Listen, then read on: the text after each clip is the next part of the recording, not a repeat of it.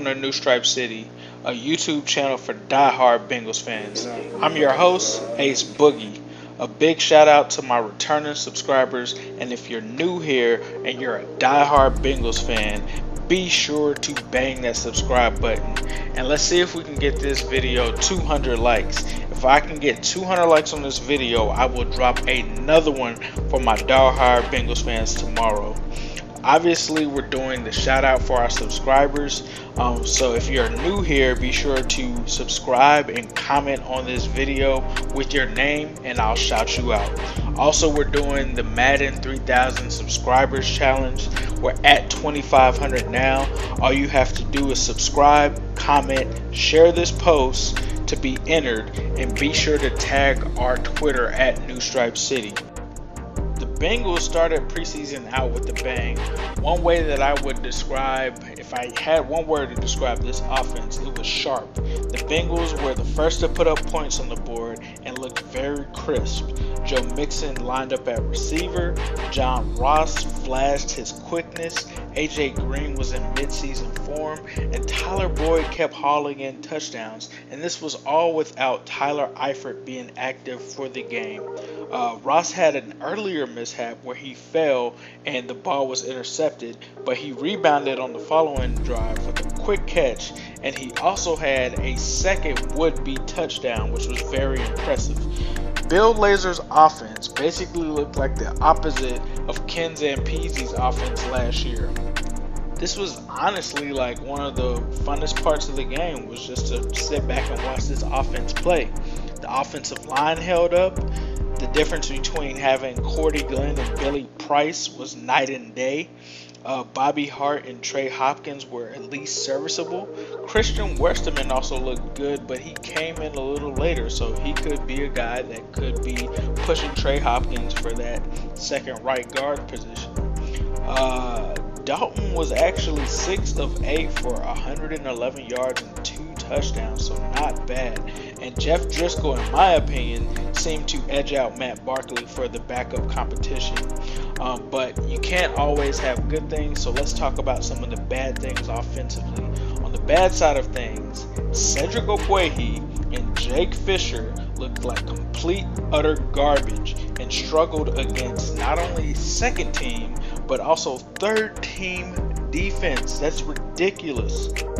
So basically they were trash against trash. It just didn't make any kind of sense. And although the pass blocking kind of held up, the run blocking was very spotty. There weren't many holes or gaps for the running backs to be able to make something happen. Cody Core, did he even play tonight? He was pretty forgettable. And if it wasn't for the solid play of Driscoll, the Bengals would be in trouble at the backup quarterback position, because Matt Barkley was far from reliable and had Bengals fans questioning on Twitter during this, live tweeting if the Bengals should trade for Teddy Bridgewater. That tells you all you need to know about that. On the defensive side of the ball, Geno Atkins was disruptive early and often. They seemed to put the clamps on the Bears offense early, and the only points that the first team scored were points that came off of the ill-advised fall by John Ross, which was intercepted and taken back for a touchdown. So players that stood out to me on defense were Geno Atkins, Sam Hubbard, Andrew Billings, Kivare Russell, William Jackson III, and there were a couple more. William Jackson III was continued his run of being a lockdown corner, a very good corner. Carl Lawson was in the backfield often and chased down the quarterbacks a couple of times. Sam Hubbard also rushed from the nickel DT position and from the outside, and could have had 2 sacks that I counted there. And Malik Jefferson flashed his potential, but he also had a play where he took the wrong angle, and that led to a huge game for the opposition.